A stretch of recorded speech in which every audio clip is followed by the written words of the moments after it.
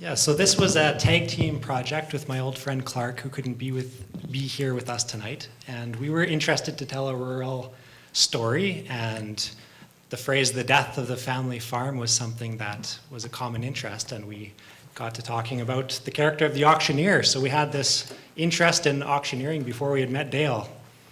The rest is history. How many, did you have to audition the auctioneers?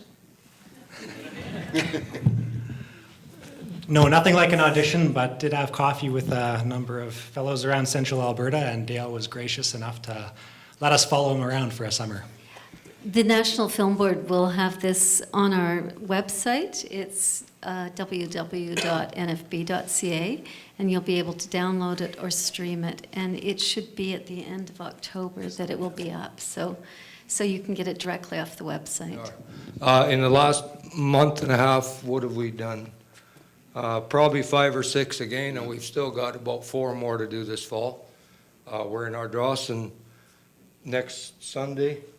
We're south of Egg on the following Saturday. It's a serious thing, ladies and gentlemen, that the family farm is ending. Now, when I drive to go look at a farm, I'll go 5 to 10 miles before I see a farmhouse. The farmers are just getting bigger and bigger.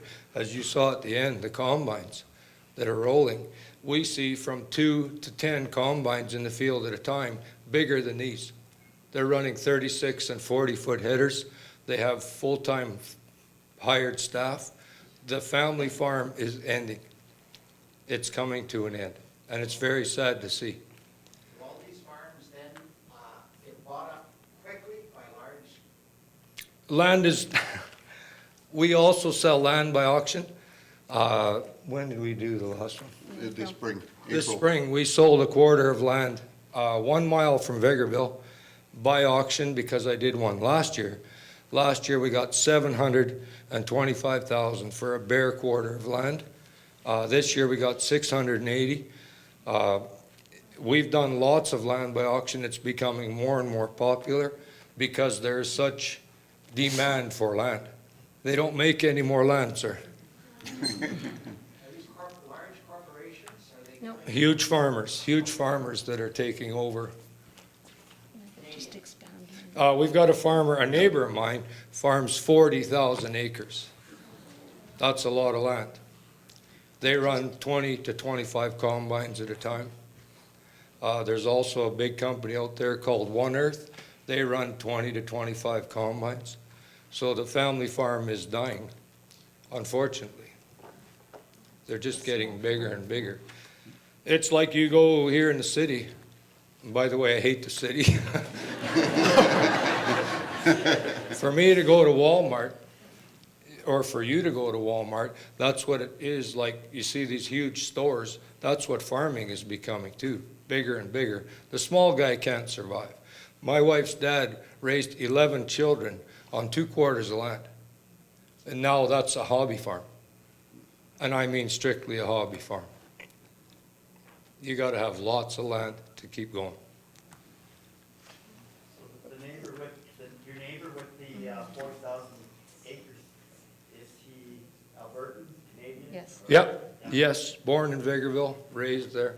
By the way, you ladies will feel good. His farm manager is a lady. She runs it all from her truck. Of course There's one over back there. Runs the business for you too anyway. What's that? Gladys runs the business for you anyway. She's the boss. Which came first, funeral business or auctioneering? I started funeral business when I was 17 years old with the same company. I'm still there today, part-time, because we're just too busy with auctions, but I'll still go.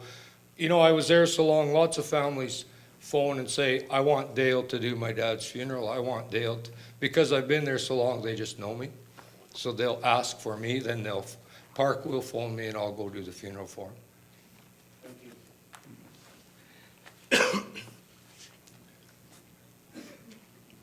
So what keeps you in the funeral business then? It's very quiet. He's always right.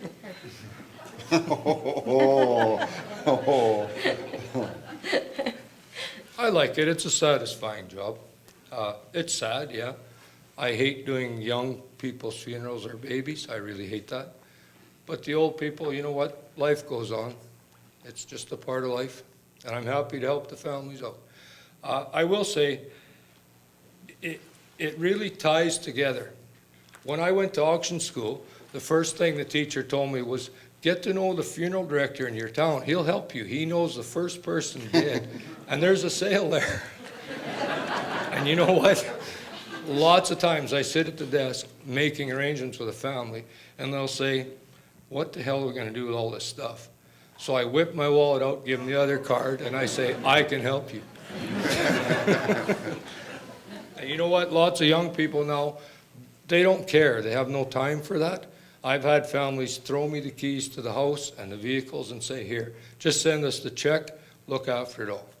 I've even sold the house by auction. One back there. I was fascinated by your raising the ponies. How'd you get into that? I've loved horses all my life. Unfortunately, I grew up in a little town where I couldn't have a horse. As soon as my wife let me, I bought my first horse. Now I've had up to 30 head. Right now I have about half a dozen, the big Percherons. And my grandkids just stole all my little ones. My grandkids love them. They drive them in parades. I broke them all to ride and drive, and they take them in parades, and I'm happy to see them taking that over. But my big ones are staying with me. Back Do you there.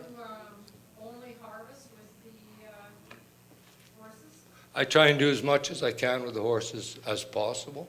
We also go to, every year we go, this is our 12th year, we go to, it's called Hang in the 30s. I don't know if anybody here has ever heard of it.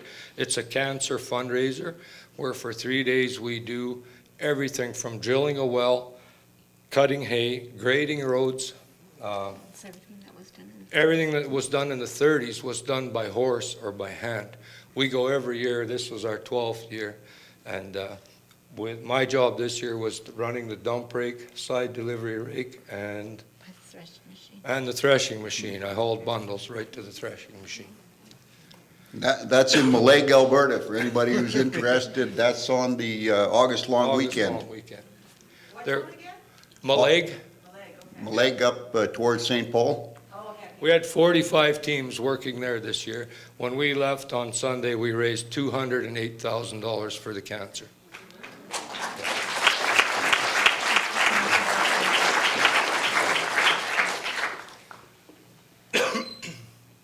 When I do just you have a sleep? comment. I'm quite fascinated by the fact that you're so busy. You have so many things going, but you do it at such a slow pace. Mister, you'd like to follow me for about 24 hours. Sorry, Mom. I was gonna say, when do you sleep? As soon as my, I agree with the other comment, like you do it, you make life, it's a lot of hard work, but you make life look very easy. Well, the filmmakers have made your life look They're very good. yeah, they do a good job. of slowing you down, I guess. Is that a fair representation? I am busy, yes. I do keep going. I work from, well, I won't tell my wife what time I get up in the morning because she's gone, but I go to bed usually at midnight and back up in the morning, go at her.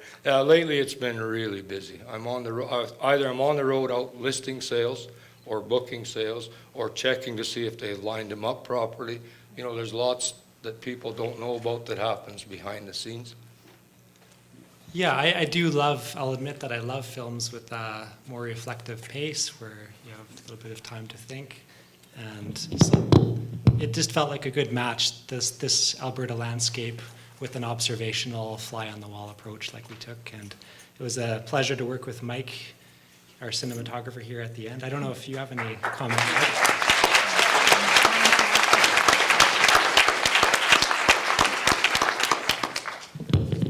And because I'm a producer, I absolutely have to have one of the last words here. So I just wanted to thank the Edmonton International Film Festival for hosting this. I really appreciate it. It's an important festival. And thank you so much for showing this local film.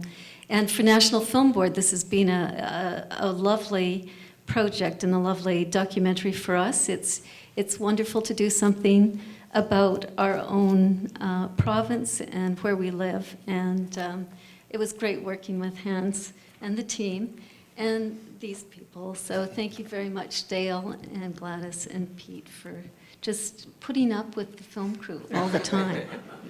And thank you very much for coming. Excuse me, could I just say something? As an auctioneer, I would like the last word. I just want to mention to you guys, it's a bit of a laugh. When you saw the hearse drive up to the gas pumps and I went to gas up, we actually had a full TV crew in the back of the hearse. So you should have seen when I pulled up to the pumps, and they weren't filming it, but I opened the back door and all these guys jumped out. And in a small town, everybody knows me. I don't move. So the next 2 days, that phone was ringing, like, what the hell were you doing? Thanks, folks. Thank you.